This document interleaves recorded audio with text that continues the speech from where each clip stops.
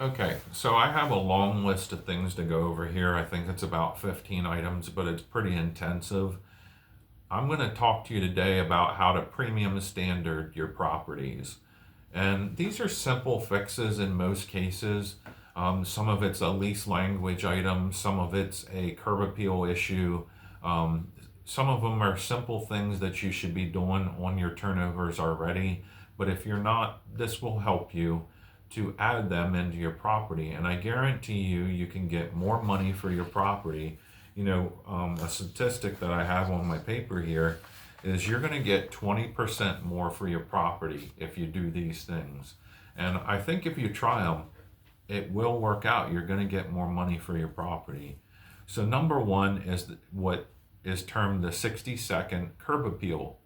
So, when you're mowing your lawns or you have a company mowing your lawns, a simple edging of the sidewalks will help your curb appeal so much. It goes from I don't care about my property to the details matter. And if the details matter on your property, somebody's going to be willing to pay you more money for that. So make sure your lawns are edged and make sure your front doors are wiped down. How many times you drive past a rental property and said, when's the last time they cleaned their front doors? Like, seriously, it costs you next to nothing to clean your front doors. So make sure that's 60 seconds. When somebody first glares at your property, what do they see? That's your curb appeal. Make sure it's taken care of. Next thing is common area cleaning, and I kind of talked about this shortly in another video, but I believe that common areas should be cleaned every week. I mean, seriously, hopefully you're cleaning your house every week, right?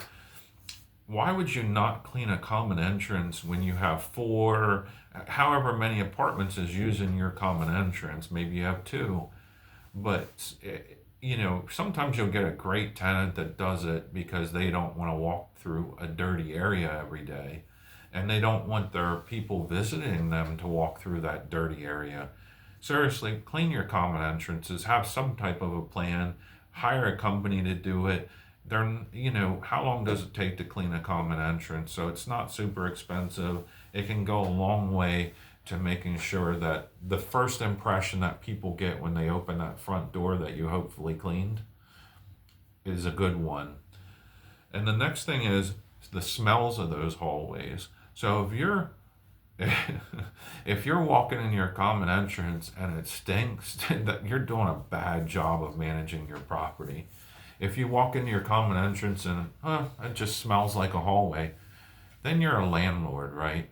But if you walk into that common entrance and it smells like a hotel, then you're a professional. You've reached that premium standard. The next thing is lighting in the common entrances. Simply just changing to a higher watt bulb or like a 5000K daylight LED will go a long way to brightening up your common entrance, and that will also help it look cleaner. How many common entrances do you go in? There's burnout light bulbs, or they have these really dim light bulbs, and you're like, it's kind of a sketchy entrance way. Seriously, just change your light bulbs to something better. That's phase one. It's kind of the first impression, exterior, common areas. The next thing is to go on to your what they call make ready gold standard. And that's number one. I did a short on this on YouTube where I talked about pulling your appliances out away from the wall. And I will admit, when I first started in property management, right, like anyone else, I wasn't experienced and I didn't realize you should be pulling your appliances out away from the wall. You should be cleaning, painting. They should not be left in place. Like, seriously, get your appliances out away from the wall. If you're not doing that now, start doing it.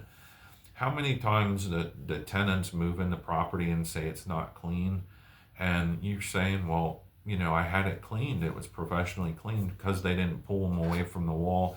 It's just like you can feel something's wrong when you walk into a place. This isn't clean. It doesn't smell right. And then you pull it out. It's like you can, after you clean everything out from behind them, you can have a yard sale. Like, there's so much stuff because you didn't pull them out for years. It's just disgusting. And so pull them out away from the wall and make sure you clean the coils while you have the refrigerator out. Make sure you're doing preventative maintenance on your appliances. You made the investment in buying those appliances, and whether they were included in the sale and they're now yours, or you actually purchased new appliances. Why wouldn't you want to invest in making sure your investment lasts longer so you don't have to buy another set of appliances, right? The next thing is a smell test. So if you walk in your property, it shouldn't smell like anything, and you shouldn't be masking it with all these dollar store chemicals and things like that to make it smell clean. And then you didn't properly clean by pulling appliances out and things like that. Some people say use an ozone generator. Another thing is getting your ducts cleaned. When's the last time they've been cleaned? If they haven't been, or you have no knowledge of when they were last cleaned, it might be a good idea to at least have somebody look at them, right? I mean, people have to breathe that air, and it helps with the 5-point smell test, right? The next thing is, I don't have to repaint this apartment. I can just go touch up. And there's a couple scuff marks, and then I can rent it out and I can get another tenant in here. Sure, you can. But I can guarantee you're going to get a tenant who's willing to pay a little bit more money because you took a little bit extra time. And I'm not saying you have to repaint the whole place, but often if that apartment hasn't been painted for a while and you go in there 3 years later and try to touch it up, people can tell when you touched up the paint. Like, why don't you paint that whole one wall? Even if it's one wall, just paint that whole one wall. It's going to go a long way. People can see like it's a tie-dyed wall or something. So just take a little bit extra time. It's really not that expensive. The next thing is, when you clean your bathrooms, make sure you're cleaning the grout lines. Like, how many times you go in and you wonder what's really growing in there because they're just so disgusting. Like, clean the grout lines in your bathrooms. They should be hotel clean. And you should be cleaning corner to corner, and replace your toilet seats.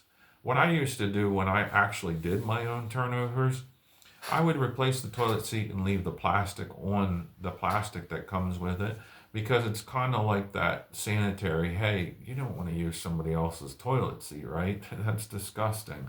And so they don't have to. It's a brand new one. It's still wrapped. It's brand new, just like when you get a new car and it's still got all the wrapping and plastic over stuff and the little things hanging from the glove compartment. This is the same thing. You're adding that little element that people know you went the extra mile. You spent the 10 or 20 bucks on a damn toilet seat, and it goes a long way, trust me. The next thing is, doing preventative maintenance. We talked about this in another video, but it's important to change your filters. It's important to change your ano rods. Your ano rods are in your hot water heaters. And so those things can go a long way to saving you money on the property, but it also causes the disruption in like a heating system going down because you're not changing your filters, or the ano rods causing a massive flood in an apartment because you never change them. And so just simple fixes, $10 and $20, $30 can go a long way. Window and door weatherproofing.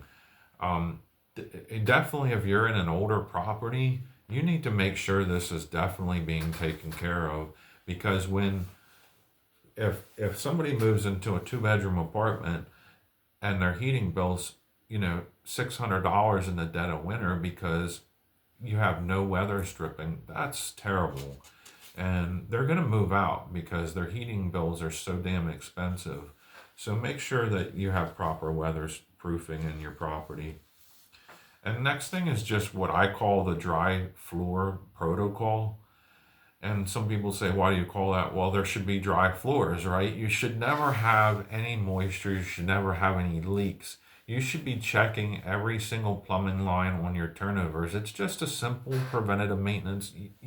You can simply look at things and stop yourself from having moisture, mold, and things like that. A proper inspection and doing a couple things in preventive maintenance will go a long way. The next thing is tenant experience and tenant retention. This is extremely important. And when I first started in property management back in 1999, like this was, everybody was doing it. They were simply making sure that they gave everybody a simple welcome kit. And I'm talking about a $10 gift on move in. And, that was the standard. Every single apartment complex did it. Some independent owners would do it. And what it is you just simply provide them with, maybe it's a bottle of water, some paper towels, or maybe it's, a simple gift card with a, welcome home, um, card or something. Um, you know, you simply, those simple adjustments, those simple things that you can do that cost you $10, and clean entranceways and all these other things we're talking about, they go a long way to making sure that the people know that you care about your property, you stand out, because who's doing the welcome gifts anymore? Seems like it completely dropped off. And that's something that goes a long way. It's like when you go stay at an Airbnb property, you go in, you check in, they have a bottle of wine with a card. It's those simple things that I think go a long way to making you feel like, hey, this isn't just another landlord, he actually cares. Spend $10. The next thing is the 24-hour communication rule.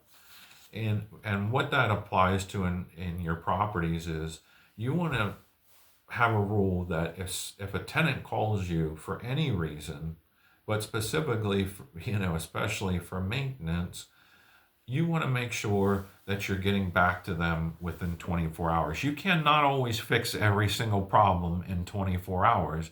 Maybe a parts need to be ordered, or maybe you're having a problem getting a guy out there. But they're going to understand if you at least communicated to them. Don't ignore your tenants. They're paying you money every single month, which is making you money, and through multiple different means, it's making you money. So, communicate with them. Don't wait 3 and 5 days to get back to them. If you want to get more money for your property every month, hire premium standard rents. What you need to do is make sure that you're talking to your tenants and getting back to them. Don't wait more than 24 hours to return a call, an email, a text message. Your tenants matter, and make sure you retain your tenants. The next thing is having proper documentation. So anytime you do anything, it should, it should go, it should go in documentation. What I always say is, 100 photo rule. And so when tenants move in, you're doing a move-in inspection, you should have the timestamp on the photo so you can prove that they're the photos from when that person actually moved in. It's important to take a ton of photos anytime you're inspecting the property. Every single room, every single important aspect of your property needs to be documented. The same as when you send a maintenance guy out to the property, right? You ask him to provide you photos. You want before and after to verify things are done. Just having that documentation of your property goes a long way, especially if you need to go to court over something. And next are some legal and financial shields that I have in place on my properties. And so specifically, what I call is the bulletproof lease language. And I did a whole video on this. I posted on some of my social medias and LinkedIn and a couple other places, just saying, hey, these are the actual language to help you have a better, more bulletproof lease. And so simply changing stuff from saying deposits to an actual fee goes a long way in your leases. And so making sure you have the bulletproof late fee policies in place, and those things. If you want to hear more about that, please watch the video on that called the bulletproof lease language. The next is doing inspections. Every single corner of your property should be inspected at least once a year. I can tell you thousands of properties that don't get inspected. Maybe a tenant's been there for 14 years. She takes good care of the property. She pays her rent. And you haven't been in that unit for 3 years? Seriously? You're going to put a mortgage on a property or invest your cash into a property and not even look at it? You need to inspect your property. Every inch of your property should have had your eyes on it at least once a year. Get into your basements, get into your attics, get into all aspects of your property. How are you doing a budget on your properties when you haven't even seen them in 3 years? Get in your properties and do an inspection. And so, hey, that's the end of the 15 pieces of doing a premium standard on your properties so that you can get 20% more in rent on your properties. I hope you enjoyed this video. I hope at least something in this video triggers you to make more money on your properties through proper property management.